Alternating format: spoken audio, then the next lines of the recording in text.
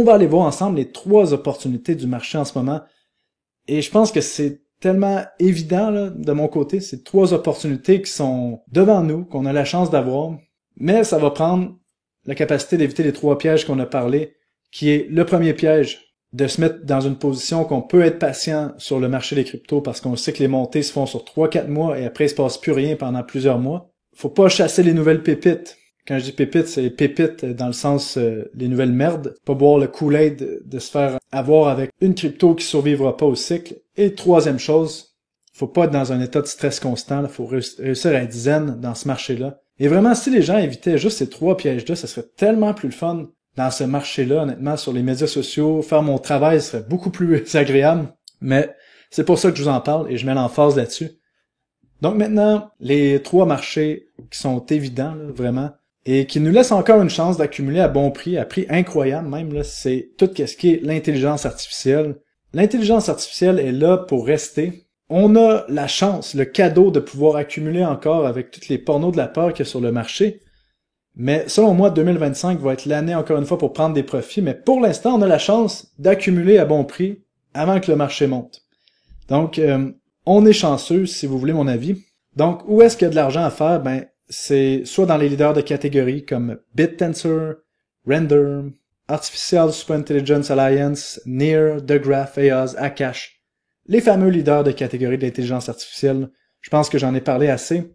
Faut être extrêmement prudent sur les nouveaux protocoles comme Virtuals ou A16Z qu'on voit ici, qui ont eu des montées paraboliques.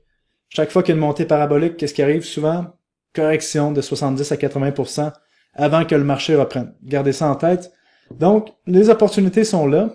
Je vois des opportunités démentielles en ce moment avec tout ce qui est le secteur de GPU décentralisé ou de bande passante décentralisée avec la nouvelle puce qui est arrivée avec Nvidia. Le fait qu'on voit, comme ici, que des agents IA commencent à se déployer sur des réseaux de GPU décentralisés comme Akash et Render.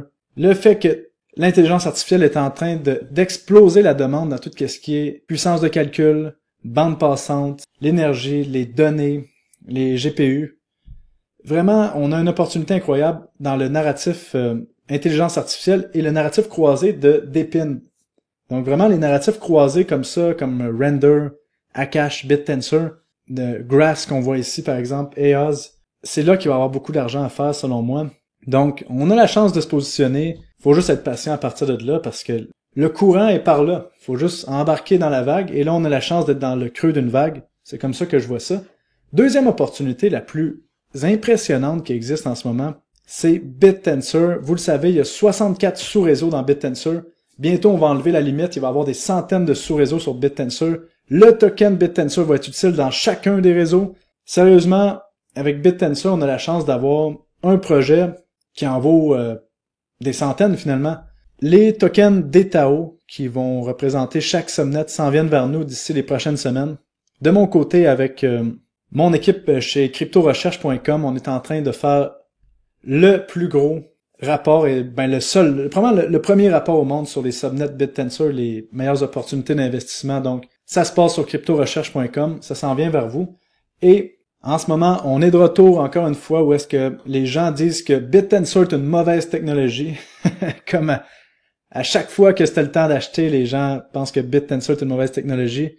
Et puis ça remonte. Donc la tendance c'est d'acheter lorsque les gens pensent que BitTensor est un vieux projet, c'est pas bon, blablabla.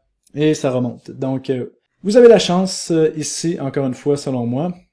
Et troisième narratif, catégorie, là, vraiment, qui est évidente, si on va dans les catégories ici, c'est tout ce qui est le narratif de la tokenisation des actifs réels. Rappelez-vous que dès le 20 janvier, Donald Trump entre au pouvoir, on change le chef de la SEC qui était contre tout ce qui est technologie blockchain et crypto pour un chef de la SEC, donc l'équivalent de l'autorité des marchés financiers au Canada et en France, pour quelqu'un qui est pro-crypto. Donc, tous les actifs vont commencer à réellement se faire tokeniser sur blockchain et vous avez la chance d'acheter des bonnes crypto-monnaies dans ce narratif-ci à faible prix, pendant que tout le monde pense aux agents IA et regarde et boit le Kool-Aid de toutes ces conneries-là. Donc vraiment, je pense que l'idée encore, c'est de rester sur les leaders de catégorie.